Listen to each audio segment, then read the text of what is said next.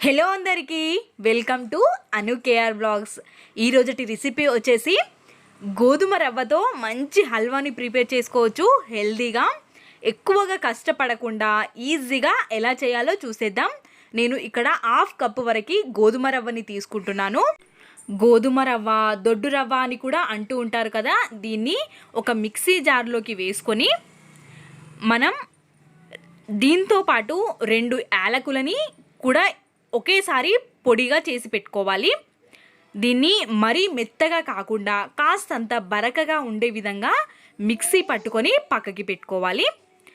ఇంకా ఒక గిన్నెని తీసుకొని అందులోకి మనం ఏ కప్పుతో అయితే రవ్వని తీసుకున్నామో అదే కప్పుతో 3 కప్పుల వరకు వాటర్ని తీసుకోవాలి.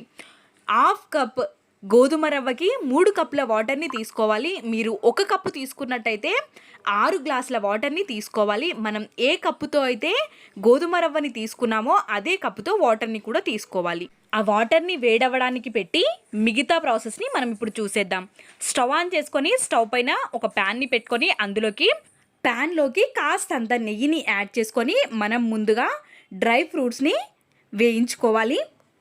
నేను ఇక్కడ కాజు అదేవిధంగా బాదంని తీసుకున్నాను. మీకు ఇష్టం ఉన్న డ్రై ఫ్రూట్స్ని ఇక్కడ మీరు యాడ్ చేసుకోవచ్చు. కాస్తంత వేగిన తర్వాత వీటన్నిటిని పక్కకి తీసేసుకొని మనం ముందుగా మిక్సీ పట్టి పెట్టుకున్న గోధుమ రవ్వ అలాగే యాలకులని వేసి మిక్సీ పట్టుకున్న పొడిని ఇందులో ఇప్పుడు ప్యాన్లోకి యాడ్ చేసుకొని, ఇప్పుడు మనకి ఇక్కడ ఉన్న నెయ్యి కరెక్ట్గా సరిపోతుంది వేయించుకోవడానికి, కాబట్టి ఎక్స్ట్రాగా యాడ్ చేయాల్సిన అవసరం లేదు. మంచి కలర్ అదేవిధంగా మంచి వాసన వచ్చేంత వరకు వేగనివ్వాలి. అప్పుడే మనకి ఈ హల్వాకి టేస్ట్ అనేది చాలా బాగుంటుంది. కాబట్టి మనం వేయిస్తూ ఉంటేనే మనకు అర్థమైపోతూ ఉంటుంది, మంచి స్మెల్ అనేది వస్తూ ఉంటుంది. కాబట్టి ఇలా మొత్తాన్ని మనం కలుపుతూ వేయించుకోవాలి.